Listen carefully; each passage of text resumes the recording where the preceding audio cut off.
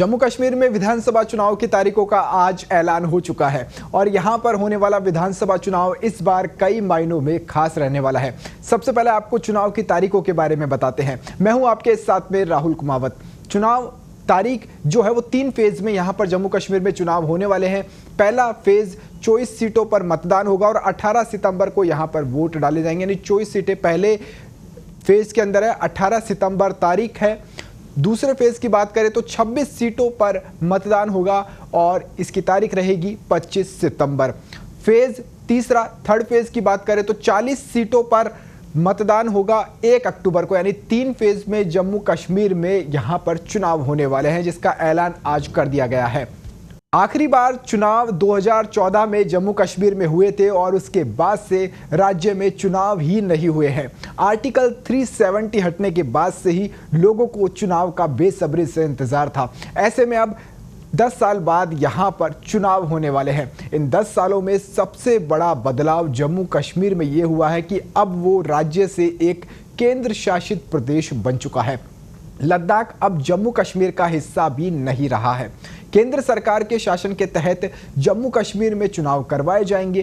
केंद्र शासित प्रदेश में विधानसभा सीटों की संख्या भी बढ़कर 90 हो चुकी है और यहां गौर करने वाली बात है कि पहले सरकार का कार्यकाल 6 साल का होता था, लेकिन अब ये सिर्फ 5 साल का ही होगा। वहीं कश्मीरी पंडितों के लिए 2 सीटें भी रिजर्व रखी गई है, हालांकि इन्हें कश्मीरी प्रवासी कहा गया है। अब उपराज्यपाल विधानसभा के लिए 3 सदस्यों को नामित कर सकेंगे, जिनमें से 2 कश्मीरी प्रवासी और 1 पीओके से विस्थापित व्यक्ति होगा। जिन 2 कश्मीरी प्रवासियों को नामित किया जाएगा उनमें से 1 महिला होगी। इसके अलावा पहली बार मुफ्ती मोहम्मद सईद की गैर मौजूदगी में चुनाव हो सकते हैं। उधर कांग्रेस छोड़कर गुलाम नबी आज़ाद ने भी अपनी अलग ही पार्टी इस बार बना ली है, जो कि चुनावी मैदान में नजर आने वाले हैं। पूर्ण राज्य का दर्जा खत्म होने के बाद विधानसभा की तस्वीर भी बदल चुकी है। अब जम्मू कश्मीर में 114 सीटें हैं, जिसमें से 24 सीटें पाकिस्तान अधिकृत कश्मीर यानी पीओके में पड़ती है। इस तरह से सिर्फ 90 सीटें ही है जिन पर चुनाव होने वाले हैं। 90 में 43 सीटें कश्मीर डिवीजन में हैं, जबकि 47 सीटें हैं वो जम्मू डिवीजन में रखी गई है। पहले 87 सीटों पर चुनाव होता था, अब 16 सीटें रिजर्व भी रखी गई है जो पहले नहीं होती थी। इनमें से 7 एससी और 9 सीटें एसटी को मिली है। तो कुल मिलाकर इस बार का चुनाव जम्मू कश्मीर के लिए बहुत खास होने वाला है। 10 सालों में बहुत कुछ जम्मू कश्मीर में बदल चुका है, जिसका हमने लोकसभा चुनाव में भी देखा था। उस समय लंबी लंबी कतारें वो पोलिंग बूथों पर देखने को मिली थी और अब यहां पर 10 साल बाद एक बार फिर से चुनाव होने वाले हैं। तो कहां कितनी सीटें बढ़ी है उसके ऊपर भी नजर डाल लेते हैं। जम्मू रीजन की बात करें तो सांबा, कठुआ, राजौरी ये सीटें बढ़ी है और कश्मीर की बात करें तो कश्मीर रीजन में कुपवाड़ा जिले में 1 सीट बढ़ाई गई है। तो जम्मू और कश्मीर 2 डिवीजन में बांटा गया है और दोनों ही जगह सीटें बढ़ी है। जम्मू में सांबा में रामगढ़, कठुआ में जसरोता और राजौरी में थना मंडी सीट बढ़ा दी गई है। तो ये सीटें बढ़ी है। किश्तवाड़ा में पंडेर और नागसेन, डोडा में डोडा पश्चिम और उधमपुर में रामनगर सीट नई जोड़ी गई है। तो ये सीटें जम्मू कश्मीर में अब बढ़ा दी गई है। कुल 90 सीटों पे मतदान होगा। कश्मीर रीजन में कुपवाड़ा जिले में ही 1 सीट बढ़ाई गई है। कुपवाड़ा में यहां पर सीटें बढ़ा दी गई है, वो सीटों की स्थिति आपने देखी है। तो चुनावी गणित आपके सामने है।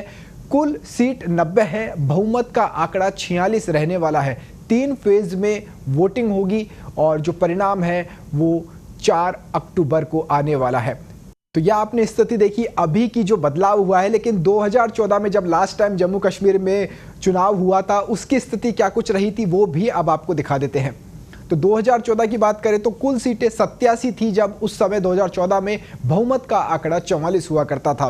पीपुल्स डेमोक्रेटिक पार्टी यानी पीडीपी को 28 सीटें 2014 के रिजल्ट में मिली थी। भाजपा को 25 सीटें मिली थी, नेशनल कॉन्फ्रेंस को 15 सीटें मिली थी और कांग्रेस को 12 सीटें यहां पर मिली थी।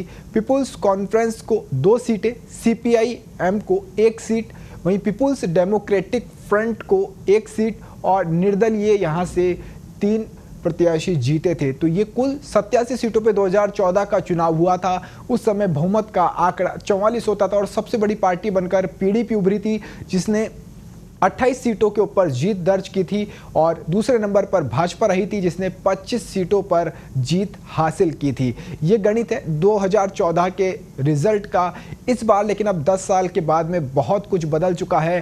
परिणाम क्या होगा ये 4 अक्टूबर को ही पता चलेगा। ये 2014 का नतीजे आपके सामने।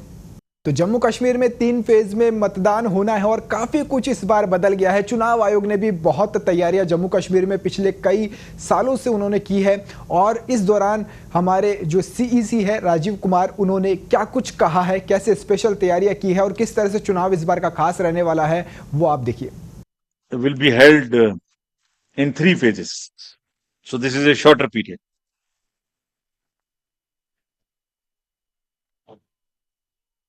This is a much shorter period, much shorter than even the parliamentary elections, which were 5. 20th of August, just the next day of the Amarnath Yatra being complete, the 19th, would be the date of notification for the first phase. Nominations till 27th, scrutiny on the next day 28th, and date of poll will be 18th of September, and it's a Wednesday. We are also keeping that in mind, not keeping Fridays and Mondays to give a longer holiday spell. Second phase would be on 29th of August, and the statutory period of nominations and all. Poll being on 25th of September. And phase 3, nomination on 5th of September, and every voting finishing on 1st of October. So counting would be on 4th of October, and everything would be over, bind up on 6th of October. We can show you the map also.